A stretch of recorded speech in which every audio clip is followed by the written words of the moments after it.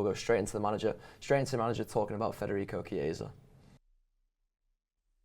Yeah, of course. He's ready for more minutes in the Premier League, because if you can play 90 at Champions League level, then you are able to play an amount of minutes in the Premier League. His main problem, if you want to call it a problem, is that he's in competition with Luis Diaz, Darwin Núñez, Cody Gakpo, Mo Salah and Diogo Jota. And I think you agree with me that they are doing quite well also. But it's very good for us that it was 6 or 7 months ago, he said, against Swiss when they lost in the Euros, was his last time he played 90 minutes. So it's very good from him, but definitely also from our performance staff, that we've, during training sessions, got him to the point that he's able to play 90 minutes without a lot of friendlies or whatever he has to play.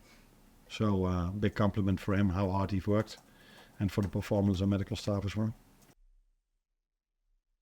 Yeah, Phil, I love his analysis of Chiesa. I think one of the things I'm enjoying the most so far, and the journalist references it in his question too, is just how direct Chiesa's been in his sort of limited minutes so far. I think that's the thing where I'm most enjoying the ramp up of Federico Chiesa, is that like there's no like shying away from anything. There's no like lack of trust in his body. He's been blood and thunder basically every time he's been on the pitch for Liverpool, and it was the same again in midweek there. Yeah, I thought he was great fun the other night. I really like someone who'll just run at a defender, and you got to see that a few times. There was one second half where he sort of cut in off I think when he moved over to the left, and he sort of cut in, and you were like, oh, he didn't quite beat the defender, but I edged forward in the ground, like, well, this is fun. And I just love that. I think there was a few questions about sort of his sort of durability and his fitness, and I think he answered them quite strongly the other night. I thought he was running for 90 minutes. I think one thing you've seen when he's come on for sort of 20, 25 minutes is how happy to sort of be aggressive at pressing he is, and sort of he'll go 100 miles an hour at someone. I know it might not be like that, won't be that all the time, but he's shown a real aptitude for wanting to do it, and you managed to see it for the duration of the game the other night. I was watching the majority of the second half, looking at the bench, thinking, oh, surely someone will come on for him now, and they'll just say 70 minutes is good. And but he kept going till the end. I suppose it probably helped that Liverpool needed/didn't need a goal, but he managed to keep going, and that's a great sign that, you know, Liverpool got a lot of games coming up, and, you know, he won't like it, but you can get Mohamed Salah 20 minutes rest every now and then a lot more easily now. Yeah, it's great to have that option. I don't like the phrase like a new signing, because it's mostly nonsense. Yeah. But he is a new signing, isn't it? It's just taken a while for him to get going, and I don't think you can underestimate what he's going to offer for us for the rest of the season. Yeah, I think there's almost two of the like sort of main attributes that we're looking for in a forward there in Chiesa, in terms of that directness that Phil references there, and it's also like it's not like a raw directness like sometimes when Diaz first came in, for example, or when you watch Ben Doak, it does feel like there's a raw directness where it's like, oh, Liverpool are going to refine that out of his game, whereas with Chiesa it somehow feels a little bit more cultured. And then there's the versatility aspect as well. There's the fact that you can basically play anywhere across that front three, and it doesn't yet feel like Slaughter's quite nailed down. I want you to do this specific thing, so we can kind of do a bit of everything.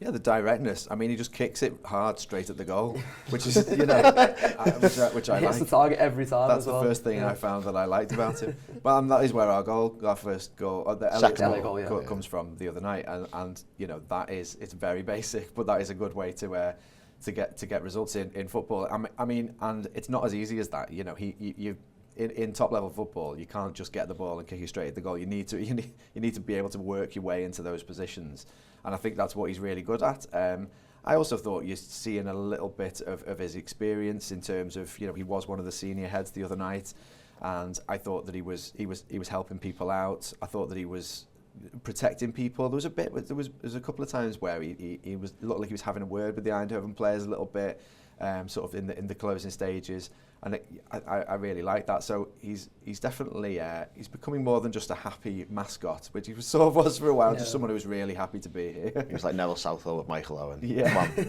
come on, he's 13. Come on, he's 13. But yeah, I mean, I try not to get carried away, but with forwards, you know, with forwards that can come on and offer something in the position that we're in, it's just, if we didn't have him, it's exactly the sort of thing you'd be saying, you know, that we'd love to pick up. It's a bit like kind of picking up a Diaz, isn't it?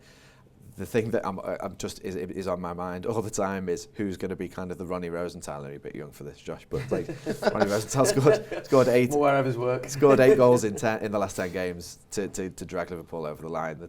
The time we won the league before we didn't win the league for ages, and you know you sort of think. I mean, it could be that could be Darwin. It could be it could be it could be Jota. But you know I just like the idea of a Chiesa thing, because you can kind of see that trajectory where you sort of sense that he's not going to get that much that many minutes in the league, but you saw what he did against Brentford.